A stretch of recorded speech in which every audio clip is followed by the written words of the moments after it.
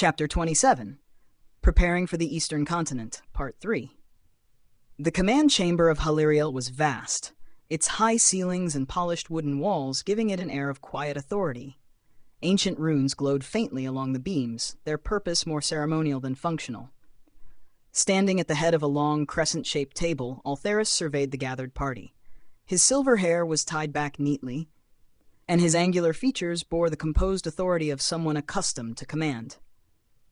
"I am Altheris, your commandant for the duration of this mission," he began, his voice carrying across the room with ease. "The Council has entrusted me with overseeing your preparation for the Eastern Continent expedition. This task will not be easy, but it is vital. The Disciple of Air must remain contained, and its secrets unraveled. Your success will dictate not only your survival, but the stability of all lands." Lucas, seated toward the middle of the table, studied the elf closely. Altheris was an imposing figure, but there was something in his eyes, something cold, calculated. Lucas shifted in his seat, exchanging a quick glance with Mina, who sat beside him. Their telepathic link buzzed faintly, a shared undercurrent of unease threading between them. "I've heard the Disciple is more than a simple threat," Lucas said, breaking the silence. "If it's already captured, why send us? What can we do that your people can't?" Altheris' gaze fell on Lucas, sharp as a blade. "The Disciple of Air is no ordinary entity. It is bound, but not broken. Even in containment, it exerts its influence. Reports from the Eastern Continent suggest that its power has begun to seep beyond the facility, destabilizing the region. You are not being sent to destroy it. That is not within your capacity. Your mission is to study it, understand its connection to the prophecy, and ensure it cannot escape. The children of Hybris have a role to play in this, Lucas. A role only you and Mina can fulfill."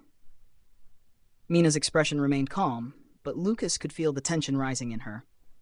Thomas leaned back in his chair, arms crossed. "And what exactly do you expect us to study? This disciple can turn itself into gas. What do we do if it decides to come after us?" Altheris' lips tightened briefly, a flicker of irritation crossing his face. "Your concerns are valid, but you will not be unprepared. The Windfighter, the vessel that captured the Disciple, will serve as your transport. It is equipped for self-defense if necessary and will ensure your safe arrival. Furthermore, Lucas, you will have access to Haliriel's magi-tech laboratory for the remainder of the day. Study your relic. Seek any insight it might offer before departure." Lucas nodded slowly, the mention of the laboratory stirring a mix of curiosity and dread. The relic bound to his wrist had caused more questions than answers, and the opportunity to learn more was one he couldn't ignore. Before Altheris could continue, Candice stood abruptly. "Commandant," she said, her voice steady but firm. "Before we rush into this mission, I must insist that we consult the Watcher. Their knowledge of the Disciple, of all the Disciples, is unparalleled. Going in blind is reckless." Altheris' gaze shifted to Candice, cool and unyielding. "The Watcher is unreliable, an enigma more concerned with riddles than truth. Consulting them will only delay the mission and provide little in return." Candice's amber eyes blazed with frustration. "The Watcher has guided the Nithari for generations. They see what others cannot. If we ignore their insight, we risk everything." The room fell into an uneasy silence. Lucas glanced at Mina, her concern matching his own. Altheris' dismissal of the Watcher felt short-sighted, but he understood the urgency of the mission. Dyra, seated at the far end of the table, spoke up hesitantly. "Perhaps there's a way to balance both needs. Could a small group visit the Watcher while the rest of the party prepares for the mission?" Altheris considered her suggestion for a moment, his expression unreadable. "The Council will not condone such a deviation," he said finally. "The mission parameters are clear. The Windfighter awaits, and your time is limited. Focus your efforts where they will be most effective." With that, he gestured for the party to follow him. The hangar housing the Windfighter was a cavernous space carved into the heart of Haliriel. The vessel stood at its center, its sleek form illuminated by the soft glow of enchanted crystals embedded in the walls. The Windfighter was a marvel of elven engineering, sleek, aerodynamic, and bristling with hidden power. Its dark silver-blue hull gleamed faintly, etched with intricate runes that pulsed in rhythm with the ship's core. "This is the Windfighter," Altheris announced, his voice carrying a note of pride. It was instrumental in the capture of the Disciple of Air and will serve as your transport to the Eastern Continent. Its magi-tech propulsion system allows for swift and silent travel, and its shielding and weaponry will provide adequate defense should the need arise. Lucas approached the ship, running a hand over its smooth surface. He could feel the faint hum of magic beneath the metal, a subtle reminder of the power it held. Mina stepped forward, her gaze drawn to the glowing runes along the ship's frame. What powers it? Altheris gestured to a cluster of crystalline nodes embedded near the ship's stern. Air magic-infused crystals, supported by auxiliary turbines. It is a delicate balance of ancient magic and modern technology, designed to navigate the volatile air currents of the Eastern Continent. Thomas inspected the weapon ports discreetly integrated into the hull. It's well built, he admitted, but you're saying it won't hold up in a prolonged fight. The Commandant's expression hardened slightly. The Windfighter is not a warship. Its purpose is transport and reconnaissance. Should the Disciple or its allies engage you, your priority is to evade and return safely. Lucas felt the weight of those words settle over him. It was a mission fraught with uncertainty and danger, and their only assurance was that survival depended on their ability to adapt. As the briefing concluded, the group began to disperse. Altheris approached Lucas, placing a hand on his shoulder. "The magi-tech laboratory is at your disposal until departure," he said, his tone softer but still firm. "Make use of it. The relic you carry may hold the key to your success or your survival." Lucas nodded, his mind already racing with possibilities. He glanced back at the Windfighter one last time, its looming presence a reminder of the challenges ahead. Candice caught up with him as they exited the hangar. "We need to speak with the Watcher," she said urgently. "I know Altheris won't approve, but their guidance could save us." Lucas met her gaze, his thoughts conflicted. He could feel Mina's silent agreement through their link, her concern matching his own. "We'll figure something out," he said, his voice steady despite the storm of doubts within him. As the day pressed on, the group prepared for the journey ahead, each step taking them closer to the Eastern Continent and the secrets that awaited them. The hum of machinery was palpable as Lucas, Mina, and Thomas walked through the sleek hallways of the magi-tech laboratory. It felt like entering a whole new world, a world where the lines between magic and technology were blurred beyond recognition. The walls pulsed with an eerie, gentle glow from embedded runes and crystal prisms, their surfaces shimmering with power. Floating orbs of light hovered around the ceiling, casting an ethereal glow over everything, while quiet mechanical whirs echoed in the distance. Lucas's footsteps were cautious, almost hesitant, as he walked beside Mina and Thomas. He wasn't used to places like this, places full of controlled energy and unfathomable power. As a child, he had witnessed experiments and technological marvels, but they had been twisted and cruel. The memories of those dark times lingered with him like a shadow that refused to fade. Altheris, the Commandant, led the way with purposeful strides. He was tall, elegant in his manner, his dark elven robes moving fluidly around his form. His presence commanded attention, but his focus was entirely on the task at hand. He had briefed them before on the importance of the mission to the Eastern Continent, but now he had a new task: to guide them through this strange, cutting-edge facility. He paused briefly at the entrance to a large chamber, its walls lined with rows of advanced magical devices and tools, before turning to face the trio. "This is where your relics will be examined, Lucas," Altheris said, his tone neutral, but hinting at the weight of what they were about to embark on. "The team of researchers here are among the best. They've studied the most complex, arcane artifacts. But I warn you, they will need time to understand these relics fully. They are unlike anything we've encountered before." Lucas nodded, but didn't quite feel reassured. The place itself seemed imposing, with its towering shelves of arcane components, the vast machines that hummed quietly in the background. Despite the advanced technology, there was something unsettling about the whole place. He had spent years running from institutions, from places that claimed to know what was best for him. This laboratory, though, felt like an entirely different kind of cage. He clenched his fists, trying to shake the unease. "I'll need you two to stay with me," Lucas said quietly, turning to Mina and Thomas. I'm not sure about this. These researchers, they're so different. I just feel uncomfortable. Mina's eyes softened, and she placed a hand on his shoulder. Of course, Lucas. We're not going anywhere. Thomas nodded as well, his expression one of quiet understanding. He didn't need to ask why Lucas felt uneasy. The lab, after all, represented everything they'd been running from. Controlled, calculated, and full of unknowns. He didn't speak, but his silent presence was enough for Lucas to feel grounded. Altheris acknowledged their decision with a brief nod before stepping aside, leading them deeper into the lab. The trio followed him through a narrow corridor that led into a massive, open space, where several elven researchers were working at various stations. The air was thick with the scent of arcane energy and the sharp, metallic tang of advanced technology. At the center of the room stood a large, circular platform, on which sat several intricate devices, their functions unclear to Lucas. It was surrounded by workstations, each brimming with data consoles and magical apparatus. These are the lead researchers, Altheris said, gesturing to a group of 3 individuals standing near a large screen. They were intensely focused on their work, their attention never straying from the glowing readouts in front of them. They've been briefed on the relics and their significance, but their expertise is mostly in general magi-tech. We'll be relying on them to adapt their existing knowledge to understand these artifacts. As the group approached, one of the researchers, a tall female elf with sharp features and piercing blue eyes, turned to greet them. "Welcome," she said in a smooth, melodic voice, her tone respectful, but carrying an air of calm professionalism. "I'm Aranel, and this is my team. We've heard much about the relics you carry, Lucas." Her words caught Lucas off guard.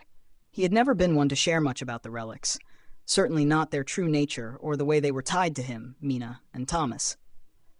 But the researchers didn't seem surprised.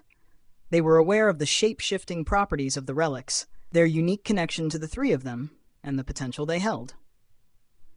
"We've only just begun to study the relics, but already we can tell they are unlike anything we've encountered," Aranel continued, motioning for Lucas to step closer to the central platform. "We've run initial scans, but the readings are inconsistent. There's evidence of deep, latent magical properties, though we have yet to understand the full extent of what's at play." The researcher's words hung in the air, and Lucas's mind raced.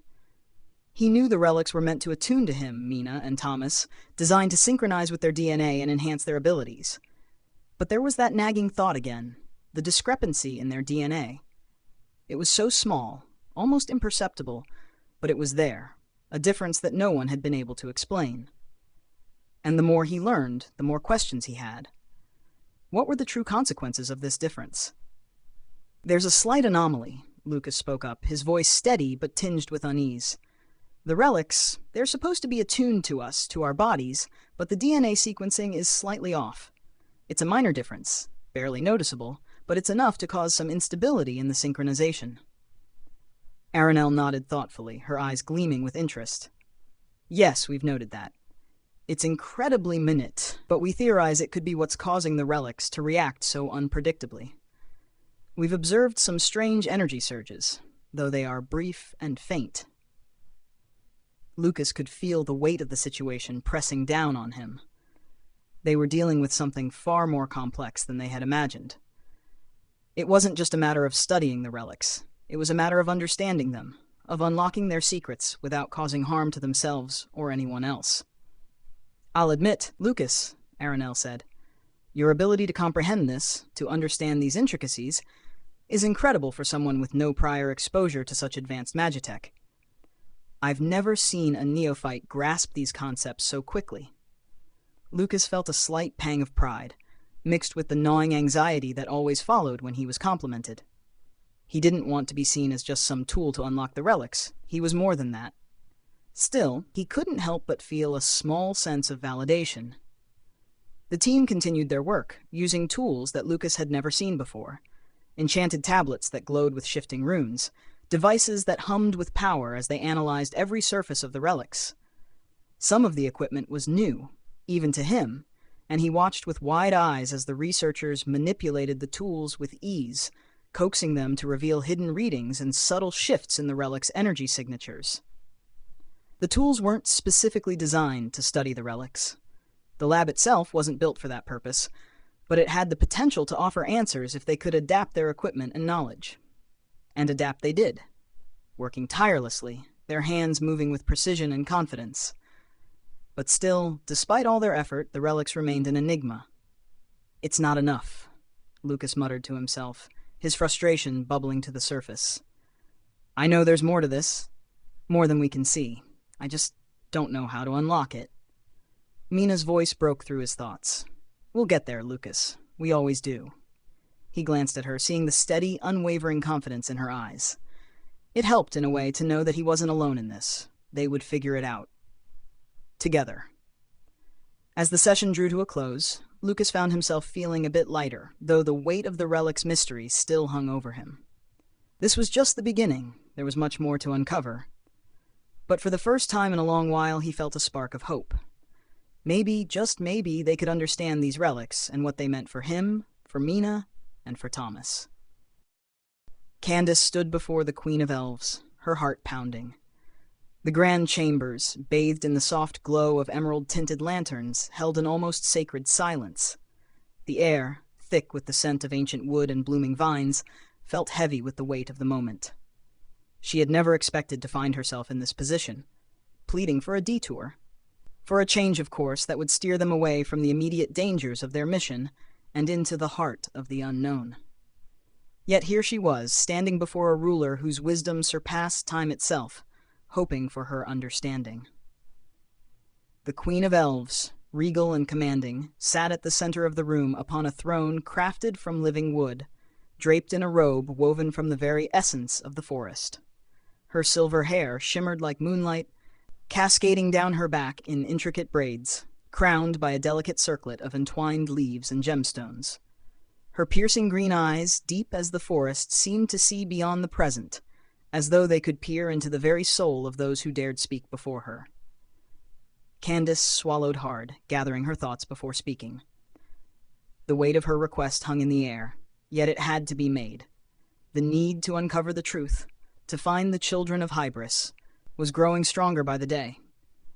Kingston's explosion had shaken the world, and Candice knew that the answers lay beyond the borders of the Nethari realm. Yet the call to the Watcher, that sacred place nestled in the high mountains, pulled at her soul. She had to go there. She had to understand. "Your Majesty," Candice began, her voice steady but tinged with desperation, "I come to you with a request. I know our mission is clear, but I believe we must detour to the Watcher before we proceed any further. There are elements at play that I cannot ignore." She hesitated, her thoughts swirling. The memories of the explosion, the whispers of creatures that resembled the disciples from the ancient Nethari legends, haunted her. "I have seen things. Creatures of elemental magic, beings that are not entirely of this world. The legends speak of them, creatures born from the chaos of Hybris itself. I fear that these beings are already moving, and we must uncover their secrets before they uncover ours." The Queen's gaze never wavered, though her lips curled slightly into what could have been a smile or simply the faintest acknowledgement of Candice's words. Her fingers, adorned with rings of intricate design, gently traced the armrest of her throne. The silence stretched for what seemed like an eternity before the Queen finally spoke, her voice calm, as soothing as a breeze through the trees. "You speak of the disciples," the Queen said, her tone laden with ancient knowledge. "Creatures who, according to our lore, were born from the elemental forces of Hybris, those who embody the chaotic magic of the world. Their existence is tied to the very fabric of the prophecy, though few remember their true nature. They are creatures of fire, earth, air, and water, yet their essence transcends these elements. They are not simply magic, but the living embodiment of it." Candice felt a chill crawl down her spine at the Queen's words. The disciples, the legends, had always spoken of them as though they were mere stories.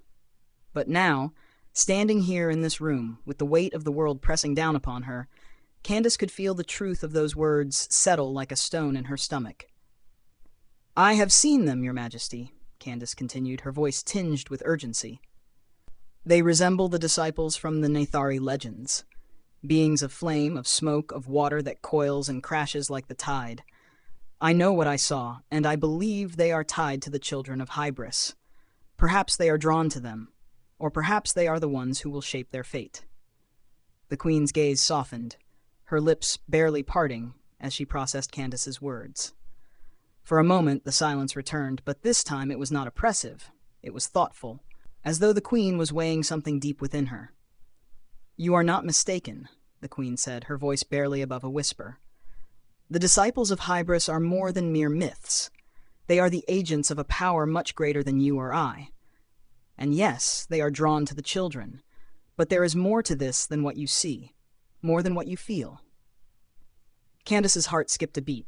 The queen's cryptic words only added to the growing sense of unease that gnawed at her insides. What was it that the queen knew, that she was not telling her? And why had she not shared this knowledge sooner?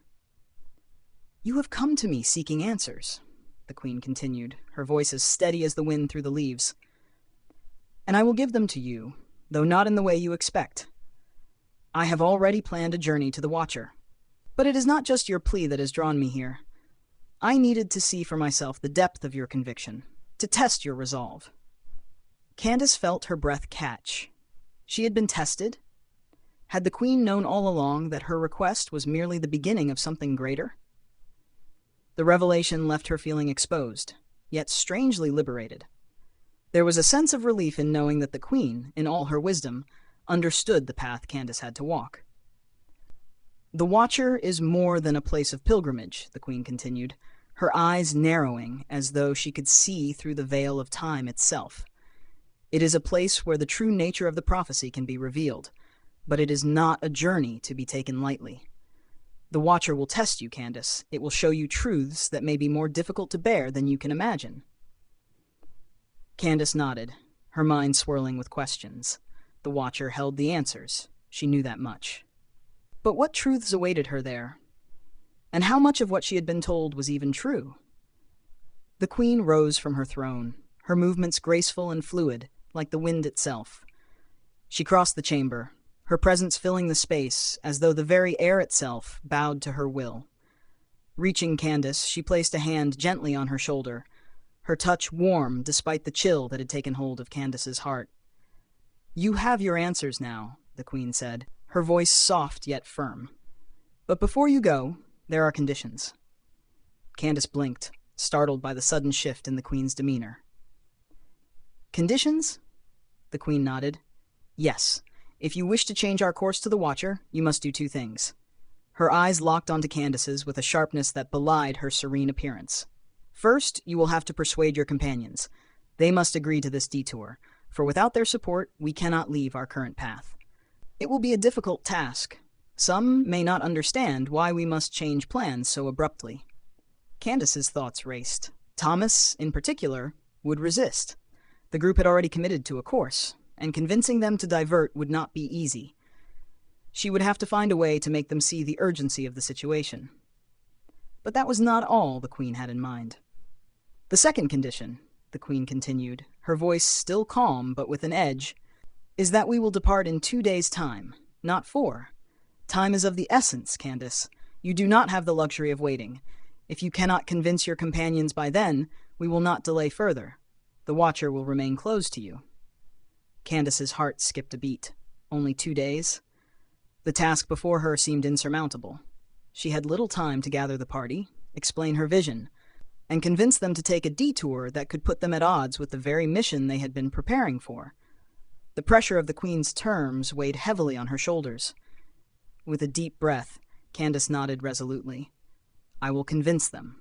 I'll make them understand." The queen's lips curled into a knowing smile, though it was tempered by the gravity of the situation. "I trust you will. But remember, Candice, this is no ordinary test. The Watcher will show you not just the path forward, but the true nature of what lies ahead. And it will reveal the truth of your place in this prophecy. So choose your words wisely." Candice bowed, her heart a storm of thoughts and emotions. She had her task ahead of her, 2 days to sway the party to shift their course and to prepare for what the Watcher would reveal. The weight of the queen's words hung heavily on her mind, but with determination Candice stepped away, ready to face the challenge ahead.